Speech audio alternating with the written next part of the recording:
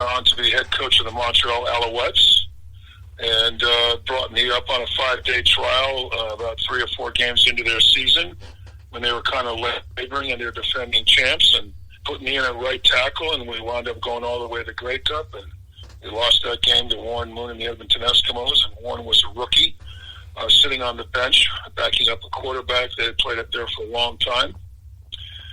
So those are 2 guys right off the top where, part of the fun of being a player is to watch people that you know intimately well that thought enough of you to sign you and help build their teams, go on to be successful at the highest level possible. And then also I had a teammate of mine by the name of Joey Hackett. Joey played tight end for the San Antonio Gunslingers in the USFL.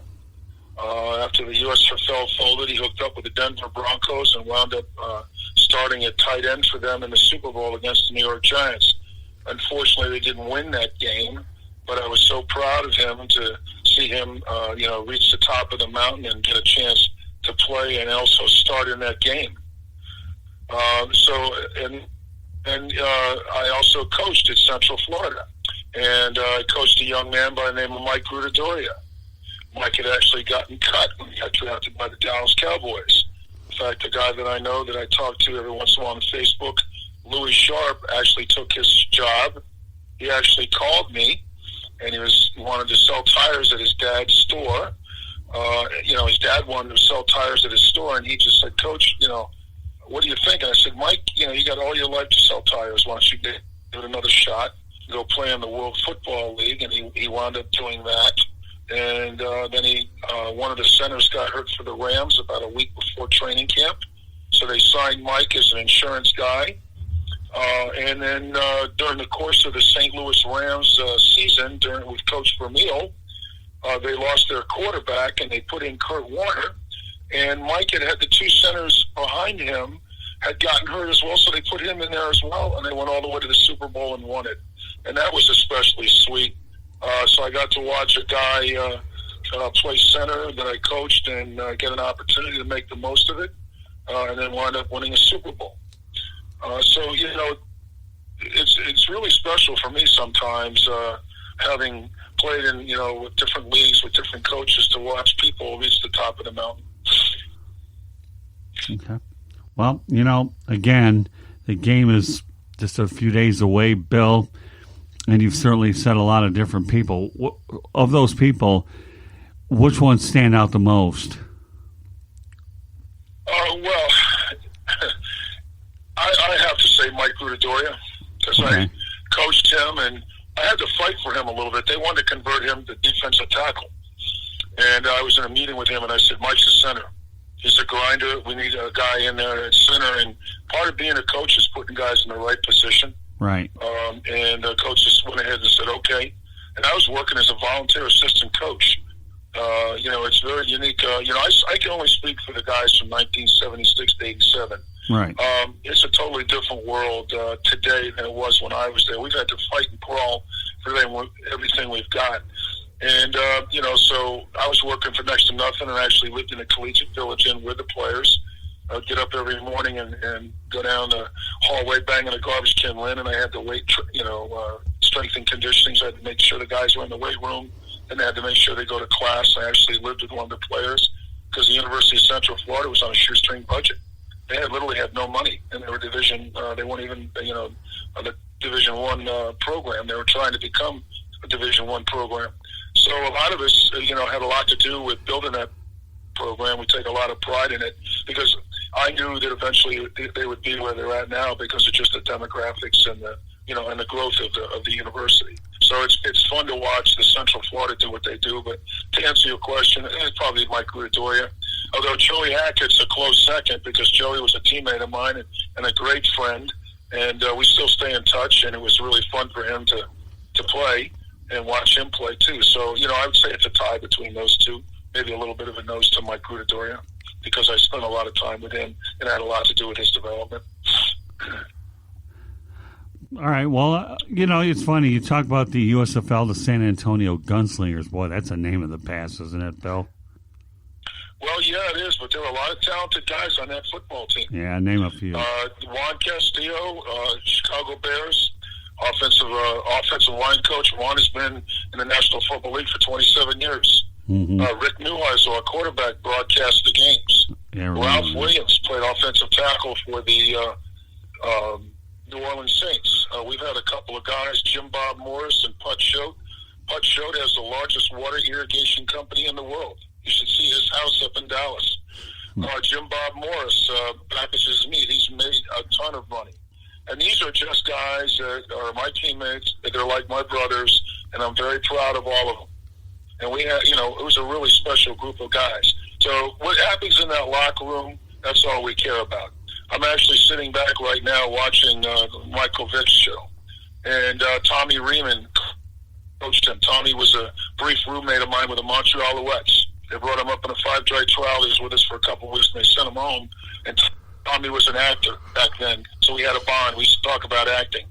So, it's fun. I've been in some very unique situations. With the San Antonio, that was just a very special team. And we used to joke around that Donald Trump on the New Jersey General, he didn't want to play us. And because we were kind of a semi-pro football team and had a really bad front office. And when I got there, the team hadn't won a game, but I was able to stabilize the offensive line, and then we were able to run our offense. We had a tremendous defense, and we know we could have beaten a third of the NFL teams. There's no doubt about it. We played the Philadelphia Stars, and Bart Oates, who was a client of mine at one time, and I consider a good friend, wound up being starting center for the New York Giants. So it was fun to watch him win Super Bowls. And, he was a guy that I had a bond with because we had the same line coach, Jim Erkenbeck. When I played up in Montreal, Jim was Bart's line coach with the Philadelphia Stars. And Bart went on record and said the Stars could beat, lesser-known NFL teams, definitely could have beaten the Eagles. And we kind of know where we were at and what we stood for, so we didn't really care what the American public thought of us. From the outside, we knew we were a pretty good football team. Yeah, Lewis didn't matter what league we were in. Lewis has a question. All right, Bill. So touching on, the game that we have at hand on Sunday, how important you think it is for one of these two teams, either San Francisco or Kansas City, to establish the run game early to set up the passing game? I'm going to tell you exactly how this game is going to play out because I put my money where my mouth is, and I've done pretty well for it. The San Francisco 49ers are going to run the football, and Kansas City's not going to be able to stop it. And it's going to be 3rd and down, and Garoppolo's going to hold on to the football by completing 3rd down and being very efficient. And they're going to keep the ball away from Mahomes. And it's going to go down to the 4th quarter, and I just think that the defense will make a play. And I think that the smarter team will win, but I wouldn't be surprised if it goes into overtime or it gets done by a field goal. But I think it's so important that the 49ers be able to run the football. And I'm a little bit arrogant about this. You can talk about quarterback play. You can talk about this and that. You set the tone with the 5 guys on the offensive line that control the pace of the game. That's right. And one of the greatest things in the world to do is to shut down the planet or shut down the people that are in the stadium and watching the game because the defense cannot stop you running the football. And I take a great deal of pride in that. When I played, we took teams that weren't supposed to win games, like the San Antonio Gunslingers or the Montreal Alouettes that were defending champions. We ran the football up in the Canadian League, 3 downs to make 10.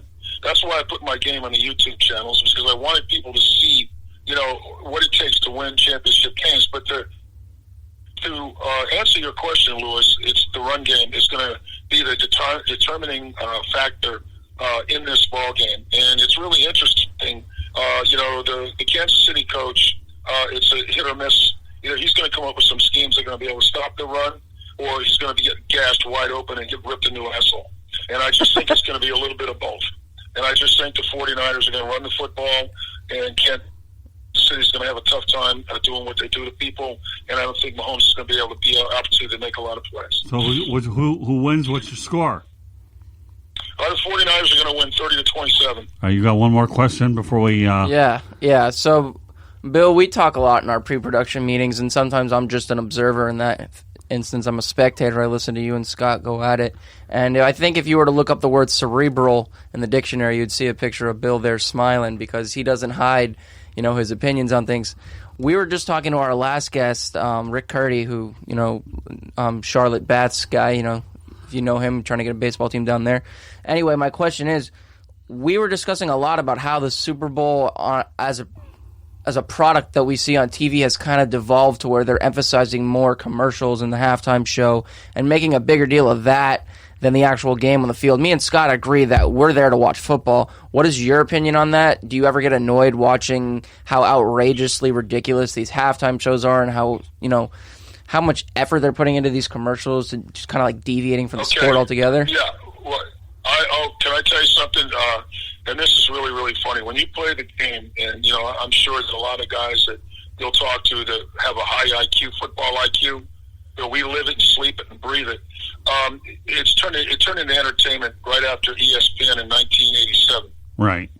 And really what's going on now is the money's coming from advertising. So they're trying to squeeze another ball game. And I'm watching my boy Richard Sherman talking about, why are they even asking these players these questions? Because these journalists are stuck on stupid with some of these questions.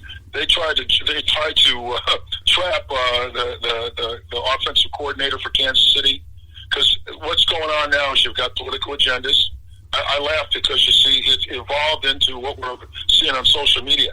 Right now, I saw the first week we had the women talking about, the first article was the woman coach of the San Francisco 49ers. Then the next one is, a domestic battery and assault and battery charges, against ball players. Then the next one is the diversity. Of coaches, why there's not enough black coaches. And then they actually trapped Eric Bieniemy. I love Eric Bieniemy. First of all, I know him. He was at Colorado. He's a great guy. And I love it because these guys are doing what they love to do, and they don't want to hear about this stuff. Because in the locker room, the color's blind. It's the media that makes all this stuff up. And we're redlining so much to the left now that it's almost predictable because we've been doing this stuff for the last couple of years to the point where the needle is actually starting to go back to the middle because they're trying to trap people into doing things. They're trying to make, stories about things, and they're crapping all over these guys' life's work and don't have enough decency to know when to bring it up and when not to. And I love guys like Richard Sherman that are intellectual enough that have seen that, done that, got the T-shirt. They get up and put the media in their place. Okay. By saying, what do you even ask these questions for, number one? And hold on, let me finish. And number two, trapping a young coach who's going to be a head coach and asking him a double-ended question. No matter what he says, he can't win. And he politically said the right thing, so he's ready to go. And you just have to laugh about that. So, in all essences, that it's turned into entertainment. And you see all these commercials now to generate revenue. I get ticked off because I'm being brainwashed by State Farm. And these other commercials to the point now I'm seeing this stuff in my sleep.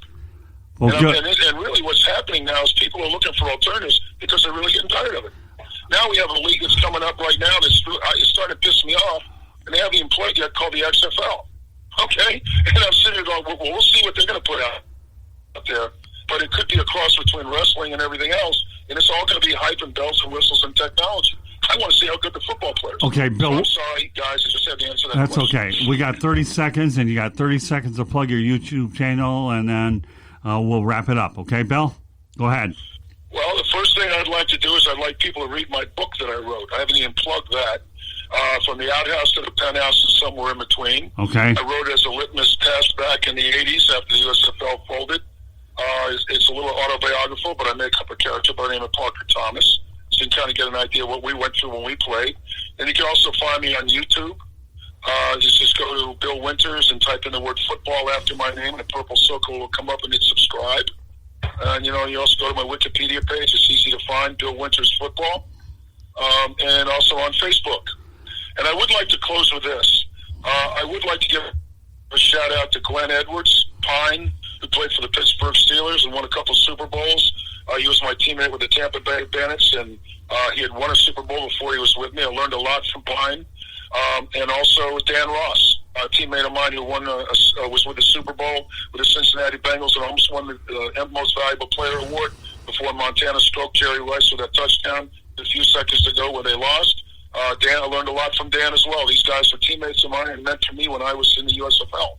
So with that, that's my plug.